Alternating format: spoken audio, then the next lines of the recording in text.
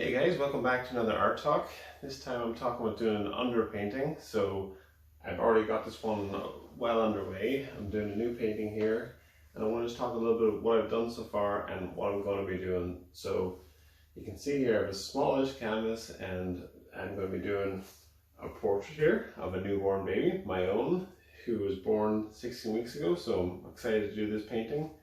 But what I've done so far is I've basically gessoed a canvas just with white gesso mixed with water, did a couple coats of that, and then after that I did a grid over the canvas, and I will do another video of that showing you how I did the grid and the grid method and why I like that method for starting portraits.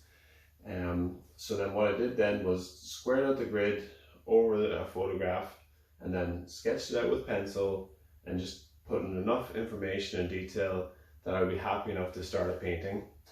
So then what I did was to cover the pencil drawing, I just coated it over with a mixture of raw sienna and water, just coated over it 2 or 3 times, and on the last coat it was a bit of raw sienna and titanium white, just to give it a bit more opacity, because raw sienna on its own is quite transparent. So I just mixed it in with a little bit of white, gave it a coat. And pretty much that's what you're looking at now on this painting, is that, and then I've started the underpainting, and that's just what I'm doing a little bit of now. I'm just talking as I go here and continuing the underpainting. So to do that, all I'm really doing is using one color, brown, just to try and draw the outlines, a bit of detail, just to get a bit of information on the canvas before I actually start the full painting. So all I'm doing here, just to show you, is using a little bit of a plastic tray with a bit of Van Dyke brown. Any brown will really do. So just throw it on this, like so, small bit. And then I have a little bit of water here beside me. Just mix that in and then just wash the Van Dyke brown.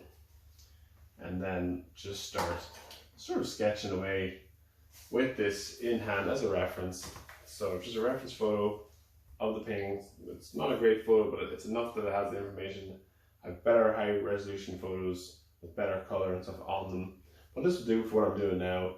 So I'll just look at this and sort of make my way through it, doing bit by bit, and I'll just keep going, talking away here and give you a bit of an idea of what I'm trying to do in this sort of session. And then you can see here I have the time-lapse camera just stuck onto the easel, so that's always recording. So then hopefully if all goes to plan and the painting works out, I'll have a time-lapse video from start to finish, and I'll be able to stick it up on the channel when it is done.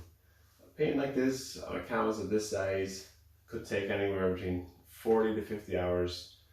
But this one in particular, I don't know how clear you can see the photo from there, but it's a newborn baby, the first day it was born, so there's not a whole lot of detail in the face or anything. So I think what makes this reference photo stand out is the real detail. Let's try and bring it a bit closer. Is the real detail in the little hat and the blanket and the top that she's wearing. So that's going to really form a real part of this, and it's going to make it quite a tricky portrait to do, and I'm looking forward to the challenge.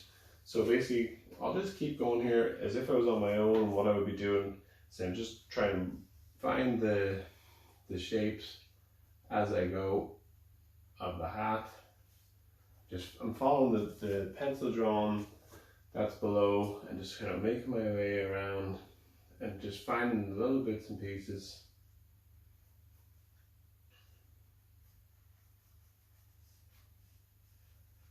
And keeping going as I do.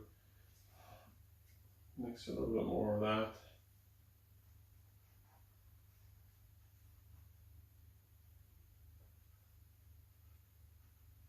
The good thing about just using a brown, doesn't have to be any brown, any brown will do, or any really colour that you'd like to use, but for me this just what works, and it seems to be a common thing a lot of people use, like a brownish background and then with a dark brown further underpainting, and then work your way through it. And it's very simple, you're not getting complicated with colours just yet, you're trying to get a good outline and a good understanding of the finished painting, and then the next step is then to start coating. I will show you that as well, but just for today this is all working on. I'll probably spend maybe, I don't know, maybe an hour, maybe an hour and a half just getting this up to a level that I'm happy with it and happy to move on to the next stage. So I'll just do a small bit more and then I'll be calling it a day. I'll switch off the camera and just go back to doing this as normal, but I hope this gives some sort of insight of what I'm trying to do here on this stage or session of the painting, and then I'll move on to the next one, hopefully give you insight into that as well. I would love to hear any questions or comments on this process or what your process is, and if you're new to the channel, please hit that like button and subscribe to the channel. I'm looking forward to seeing you on the next one.